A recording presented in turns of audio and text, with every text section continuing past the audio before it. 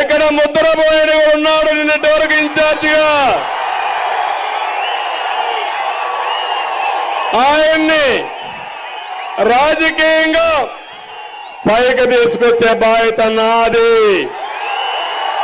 కానీ ఆయన పేరు చెప్పి ఓటు వేరే వాళ్ళకేస్తే మాత్రం మీ నాయకుడు కూడా మీరు అన్యాయం చేసినట్టు అవుతుంది. చేస్తారా అని అడుగుతున్నా.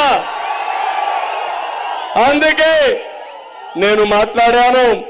ప్రతి ఒక్కరు గుర్తుపెట్టుకోండి, ఈ రోజు ఎవ్వరు కూడా ఒక చిన్న పొరపాటు జరగడానికి వీలు లేదు.